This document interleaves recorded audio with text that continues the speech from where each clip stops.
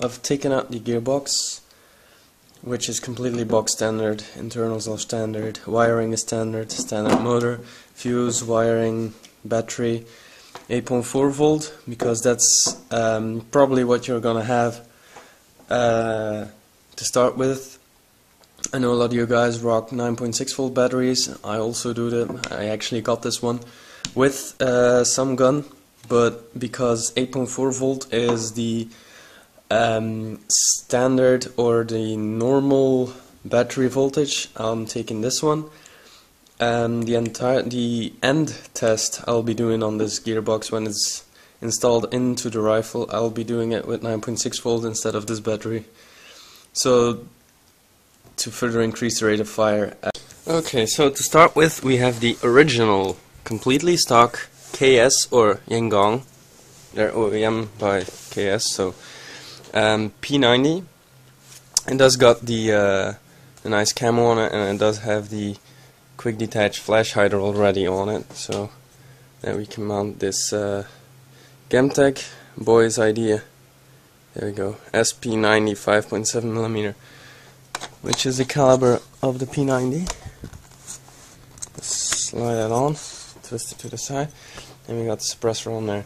Now the suppressor is not going to make any difference in FPS, only that the end of your barrel is going to be further away from the chronograph, so it can be used to drop a few FPSs of the muzzle velocity. Other than that, everything is completely standard. I don't know if you can see in there, it is the standard hop-up chamber, got the standard barrel, standard stock hop-up rubber, completely standard gearbox in there. I cracked the original one, so I bought an entire new gearbox, which is only $40, and it comes with everything: internals, the motor, the trigger switch and everything. You just gotta drop it in, hook up a battery, and you're done. That's only $40, so it is low quality, but you can hear that. Now I'm going to dry fire it a few times to show you the trigger response on single fire and the rate of fire on full auto.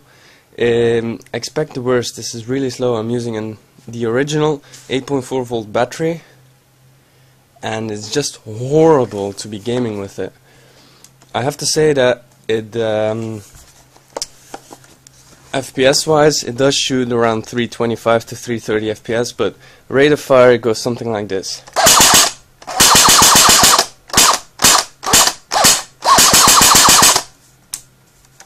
Which is pretty lame.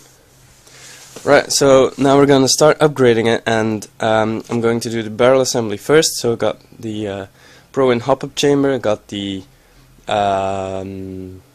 9-ball hop-up rubber, I believe, or the Prometheus hop-up rubber.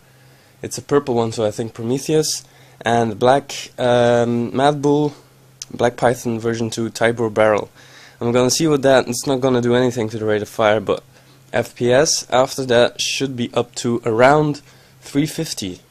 Okay, so comparing old to new, hop-up chamber, the original one is a cheap plasticky welded together hop-up chamber, which is not going to provide a very good air seal. There's all kinds of welds where it's been sealed together, down the middle, down the center, and it is going to lose some air pressure over there. So not pretty cheap, pretty crappy as well. The new Pro-In chamber is a one piece CNC aluminum with a blue anodized finish on it, and it is gorgeous. I did have a little scratch on here, but that's because I dropped it. Too bad. Let's see if we can get the camera to focus on it. No, it doesn't want to focus on it. There we are. Nice Pro-In logo on the side as well. I looked it up. It is the Prometheus hop-up chamber and the Mad Bull Black Python Tibor barrel version 2. So we're gonna install that, and that should bring up the FPS with a whopping 20 FPS just because of air seal and Tibor barrel, which is also actually air seal. Okay, so now we have the assembly complete. All you have to do is switch over the lever, the dial and the C-clip that holds the barrel into place. And right now we have one sweet looking assembled barrel assembly.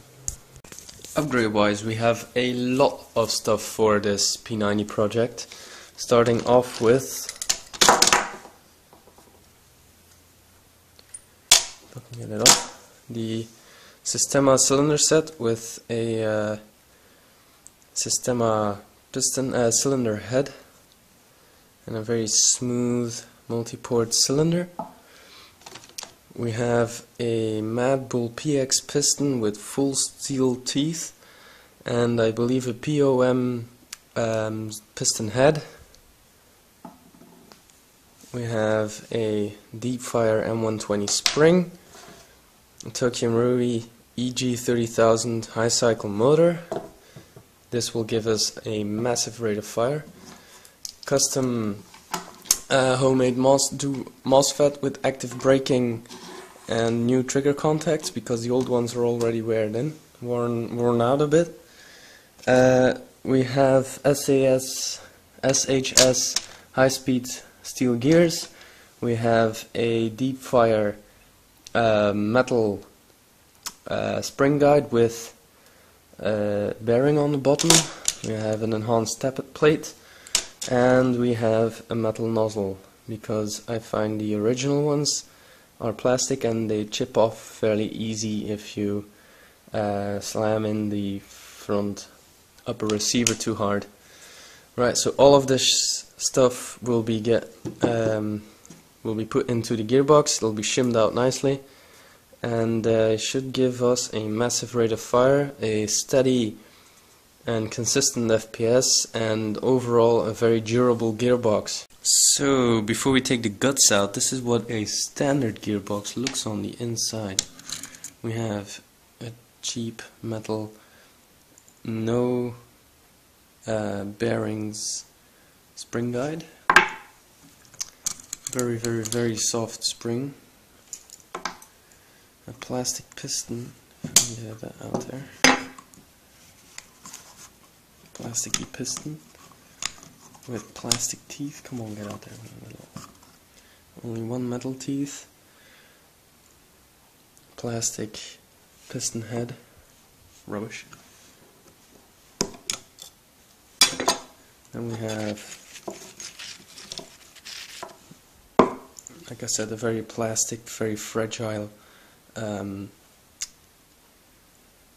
nozzle with the very fragile tappet plate, a brass cylinder with only one port, a plastic and brass cylinder head, some cheap gears which actually are metal, there's no plastic in here, that's a good thing, and a die cast frame, or shall I say casing, with brass bushings, no bearings, just bushings.